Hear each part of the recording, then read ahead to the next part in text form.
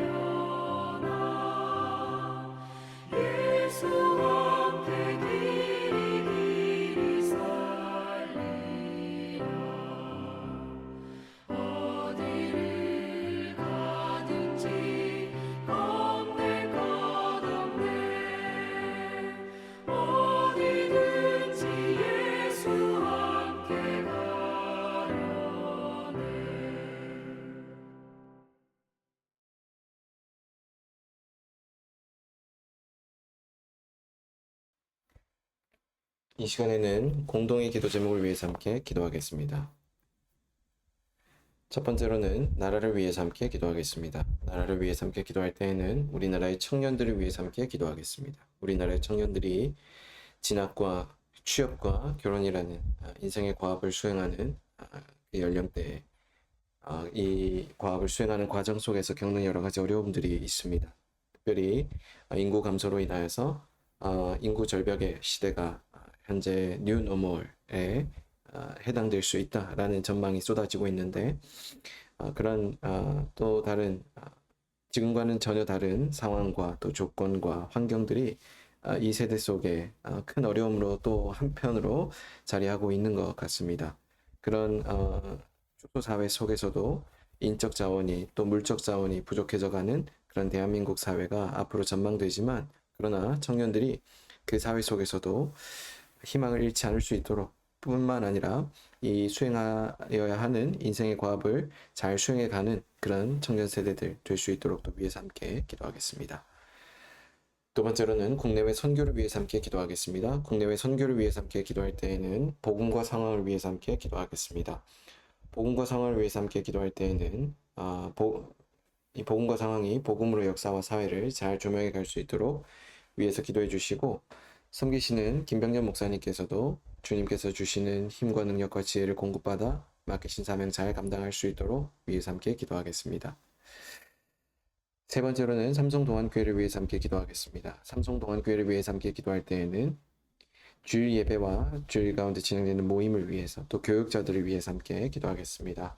주일 동안에 드려지는 예배와 또 진행되는 모임이 있습니다. 유아 유치부에서부터 작년부에 이르기까지 드려지는 예배와 또 2부 순서들, 또 새가족 교육 등등등의 여러 가지 모임들이 함께 또 존재하고 있는데 순모임과 또 2부 순서, 새가족 교육뿐만 아니라 주일 가운데 진행되는 모든 예배와 모임, 친교 교제하는 그런 모든 모임들과 또 예배가 복음의 접촉점으로 잘 세워져 갈 수 있도록 그리고 몸된 교회에서 함께 드려지는 예배와 이 모임이 더욱더 풍성해져 가는 은혜가 있도록 위해서 기도해 주시고 교육자들을 위해서 함께 기도할 때에는 신동희 목사님을 비롯한 김수경 간사님 그리고 저와 심소윤 전도사님 이렇게 총 4명의 교육자들이 있는데 합심하여 이 교회를 잘 세워가는 교육자들 될 수 있도록 맡기신 사명을 잘 감당하도록 또 위해서 함께 기도하겠습니다. 네 번째로는 교우가정을 위해서 함께 기도하겠습니다. 교우가정을 위해서 함께 기도할 때에는 김지연, 박혜인 교우가정을 위해서 함께 기도하겠습니다. 김지연, 박혜인 교우의 가정 가운데 하나님 나라의 풍성함이 경험되며 이 가정을 통해서 이루어 가실 하나님 나라의 그 풍성한 계획이 그 뜻이 경험되는 귀한 가정 될 수 있도록 이 가정이 든든한 하나님 나라로 잘 세워져 갈 수 있도록 위해서 함께 기도하도록 하겠습니다. 다섯 번째로는 새벽 기도회를 위해서 함께 기도하겠습니다. 계속해서 온라인으로 진행되고 있는 새벽 기도회가 방송상의 차질 없이 잘 진행될 수 있도록 위해서 기도해 주시고 말씀을 듣는 분들이 주님께서 주시는 지혜와 계시의 영을 받아 말씀을 잘 분별하고 또 주시는 그 뜻 가운데 순종하며 주님과의 깊은 사귐과 친밀한 그 교제가 일어나는 시간 될 수 있도록 위해서도 함께 기도하도록 하겠습니다.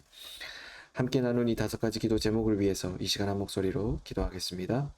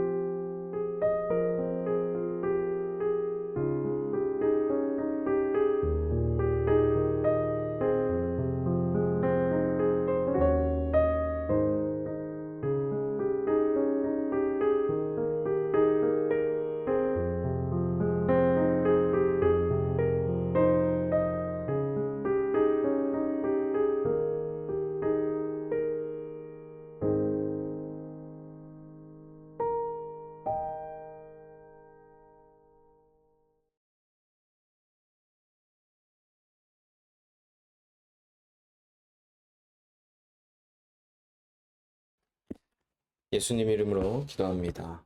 아멘. 오늘 하나님께서 우리 모두에게 주신 말씀은 요한계시록 21장 9절에서 21절까지의 말씀입니다. 요한계시록 21장 9절에서 21절까지의 말씀 한 절씩 교독한 이후에 말씀의 은혜를 나누도록 하겠습니다.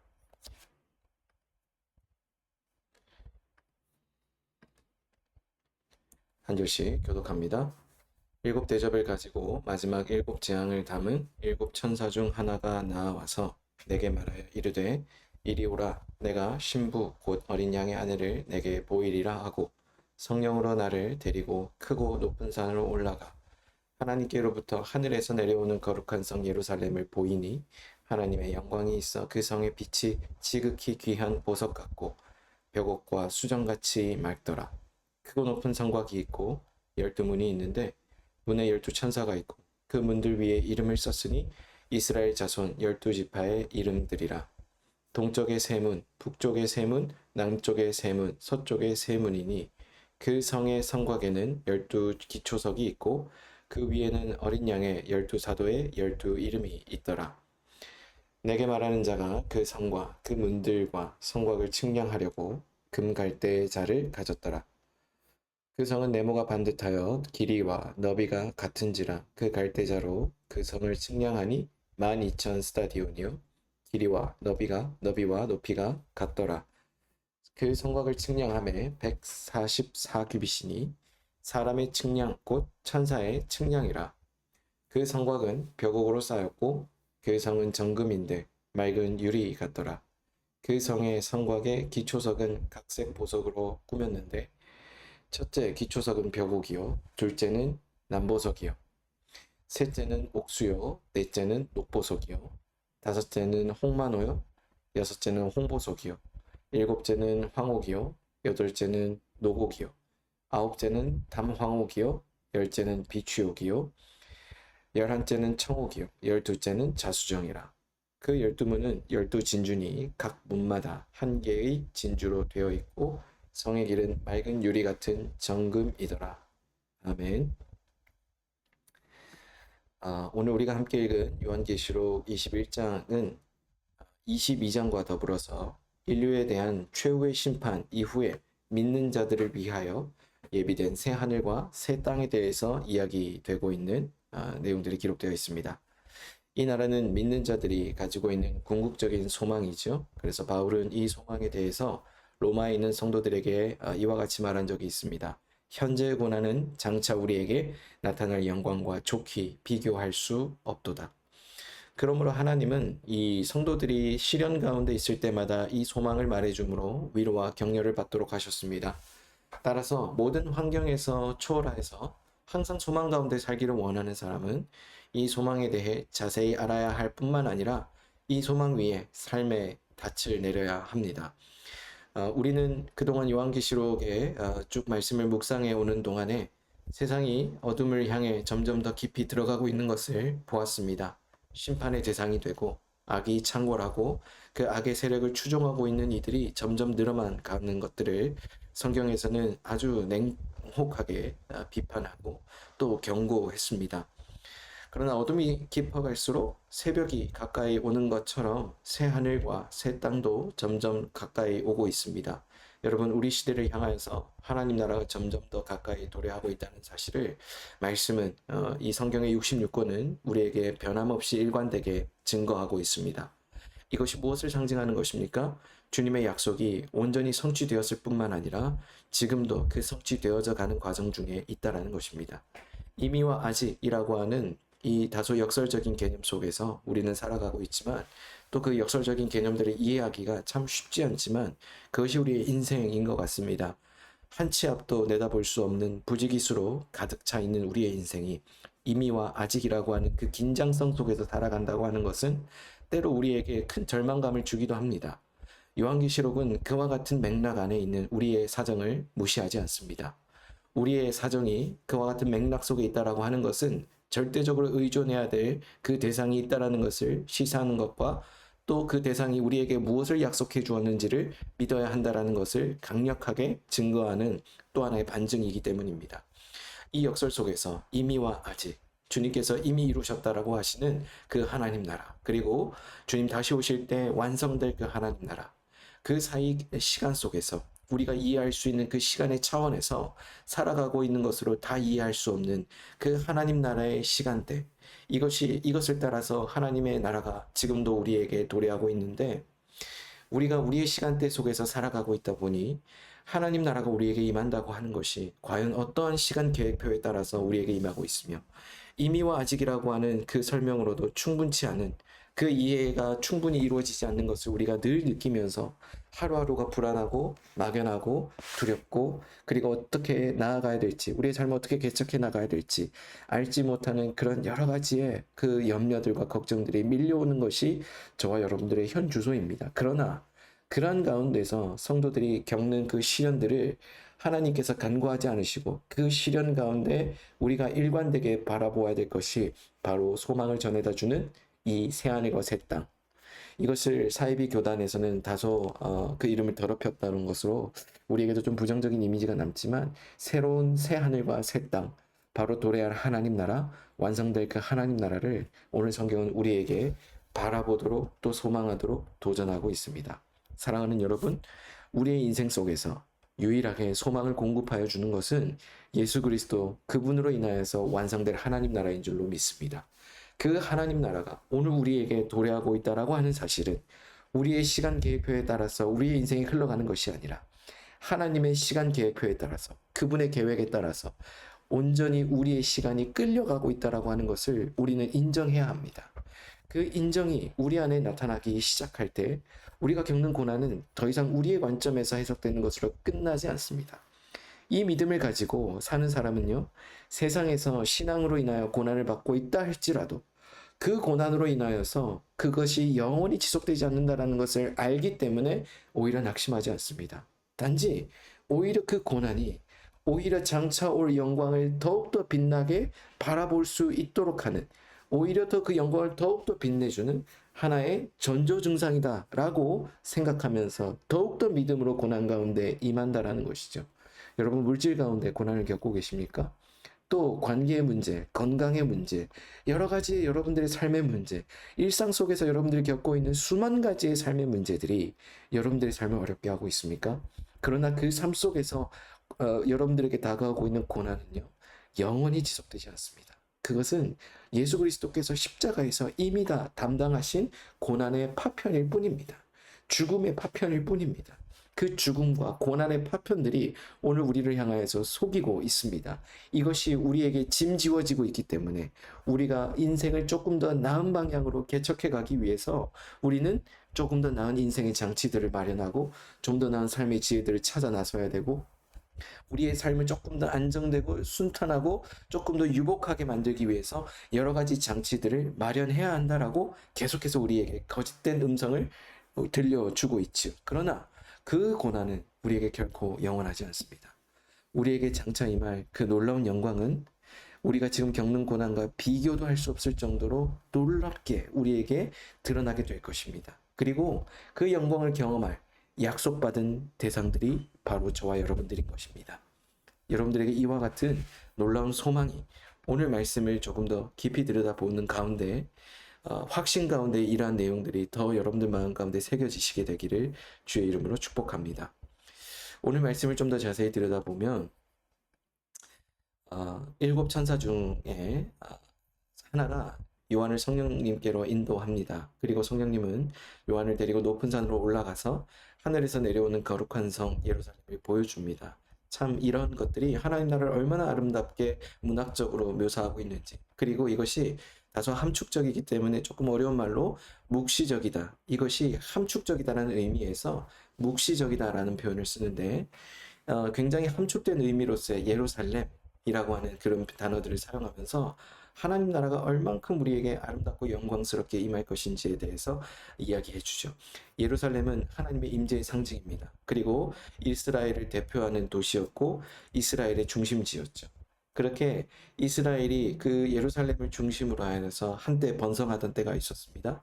그러나 그 이스라엘은 왕정 국가로서 오래 가지 못했습니다. 그것은 그들이 하나님을 절대적으로 의지해야 됐었던 그들의 정체성을 다 잃어버리고 오히려 우상을 섬김으로써 하나님께서 세우신 완전한 나라, 하나님과 더불어 승리하게 될 것이다라고 하신 그 이름을 주었던 이스라엘이라고 하는 그 이름에 걸맞지 않게 그들은 패망하고 맙니다. 그러나 이스라엘의 중심지이자 하나님의 임재의 상징이었고 하나님의 영광의 상징이었고 하나님 나라의 상징이었던 그 예루살렘이 거룩한 성, 거룩한 도성의 모양으로 그 모습으로 우리에게 내려오고 있다라고 하는 것을 참 아름답게 묘사하고 있습니다. 다음 세 가지의 내용, 성의 기초, 성을 구성하고 있는 재료, 성의 크기 등으로 이 12절부터 14절까지는 그 성의 모습을 묘사하고 있습니다. 12문, 12지파, 12기초, 또 12사도 등은 모두 12, 이 12라고 하는 숫자들과 연결되어서 이스라엘 12지파, 신약의 12사도들과 관련된 이름으로서 등장을 하는데 12라고 하는 숫자는 여러분들도 잘 아시다시피 성경에서 완전한 것, 또 순전한 것, 또 하나님과 관련지어서 그것이 완전수에 해당된다라고 하는 것을 여러분 잘 알고 계실 것입니다. 그래서 10이라고 하는 것은요. 주로 하나님께서 의미를 부여하시는 것들과 연결되는 경우들이 많습니다. 하나님께서 의미를 부여하시는 것들 어떤 것들이 있습니까? 12지파, 그들이 하나님께서 세우신 민족이다. 또 12사도, 예수님께서 부르신 제자들이다. 12지파 그 공동체였다라고 하는 것들, 이러한 것들이 여기에 해당됩니다. 그래서 이 12라고 하는 것은요, 하나님께서 의미를 부여하신 것이고 특별히 하나님께서 택하시고 부르신 것 이라고 하는 조금 더 깊은 의미가 거기 안에 담겨져 있습니다. 12사도는 주님의 몸된 교회를 이루는 초석들입니다. 그래서 이 12지파, 12사도는요, 구약과 신약 시대를 대표하는 자들이라고도 볼 수 있는데, 새 예루살렘이 구약 시대의 12지파, 신약 시대의 12사도의 이름에 기초되어 있다는 것은요, 이 성이 하나님의 택한 백성들로 채워질 것을 상징한다. 또 그것을 나타내 준다라고 우리는 해석해 볼 수 있습니다. 하나님 나라에 들어가게 될 저와 여러분들도 그 12이라고 하는 그 숫자 안에 우리가 들어가냐 마냐의 중요한 의미를 담는 것이 아니라 우리는 그 12사도라고 하는 그 어떤 상징적인 의미 안에 들어와 있는 하나님의 택함 받은 백성들이라는 것이죠. 12라고 하는 이 숫자가 그래서 여기에서 구체적으로 가리키는 바는 하나님께서 택하셨다라는 것입니다. 하나님께서 우리를 이 고난 가운데 택하십니다. 그리고 택함 받은 여러분들이 저와 여러분들이 이 완전하게 임할 예루살렘 성 가운데로 우리가 함께 부름을 받아 들어가게 될 것이 보장되어 있다라는 것이죠. 새 예루살렘 성은 모두 보석으로 이루어져 있습니다. 굉장히 아름답고 화려한 성이지요. 그런데 이것이 단순히 인간적인 눈으로 볼 때 화려하고 아름다운 것들이냐, 또 순수한 것들이냐, 찬란한 것들이냐, 그렇지 않습니다. 하나님의 영광, 거룩함, 이러한 것들을 드러내는데 이러한 표현들이 사용되었다는 것입니다. 여러분, 우리가 들어가게 될 곳, 아름답고 영광스러운 그분의 영광으로 가득한 그 하나님 나라인 것입니다. 여러분, 우리가 여기서 누릴 수 있는 영광들 어떠한 것들이 있습니까? 재물의 영광, 관계의 영광, 여러 가지 우리가 취할 수 있는 성취, 그런 것들로부터 비롯될 수 있는 여러 가지 영광들이 있지만, 그러나 그 영광들은요, 곧 우리에게 고난을 한편으로 동반할 수 있는 동전의 양면과도 같은 것들입니다. 그것을 상실했을 때 우리는 충분히 상실감을 겪으면서 또 고난을 당한다라고, 실질적으로 그런 고난을 겪고 있다라고 우리가 함께 고백할 수밖에 없습니다. 그러나 장차 하나님 나라에 들어가게 되었을 때 누리게 될 그 영광은 하나님께서 주신 것이 주실 수만 있는 것일 뿐만 아니라 하나님께로부터 말미암는 것이며, 또 그 안에서 하나님께서 주신 영광은 이 세상의 영광과 비견될 수 없는 것들이라는 것을 오늘 이 말씀이 우리에게 도전하고 있는 것이죠. 이 성의 모습은 네모 반듯하여서 가로와 세로의 높이가 모두 12,000 스타디온이었습니다. 여기서 12,000 스타디온은 약 300마일쯤 되는 거리로서 이 숫자는 이스라엘의 각 지파에 택한 백성들이 이 상징적인 숫자 14만 4천, 바로 이 숫자와 비슷하다라고도 볼 수 있는데, 이 성곽과의 크기, 그 다음에 그 백성의 숫자, 이러한 것들은 역시 구원받은 하나님의 백성들, 그 백성들이 들어가게 될 그 나라들을 상징하는 그러한 내용들이라고 볼 수 있습니다. 이처럼 하나님의 언약 안에서 그것에 기초하여서 구원받은 하나님의 백성들로 채워진 새 예루살렘, 그것을 드러내고 있는 것이 바로 교회된 저와 여러분들이고 저와 여러분들로 함께 모여진 교회라고 하는 공동체인 것입니다. 사람들은 하나님이 눈에 보이지 않는다라고 말합니다. 그래서 하나님께서 눈에 보여지는 교회를 통해서 하나님이 드러나시기를 원하셨던 것이죠. 저와 여러분들을 통해서 반대로 하나님의 형상, 하나님의 영광, 하나님 그분이 우리에게 어떤 계획을 이루어 가시는지가 드러나고 있지 않다라고 한다면 저와 여러분들은 단지 형식적으로 교회로 모이고 있고 교회라는 건물에 출입하고 있고 교회라는 이름을 내 필요에 맞게 사용하고 있는 그러한 존재들일 뿐인 것입니다.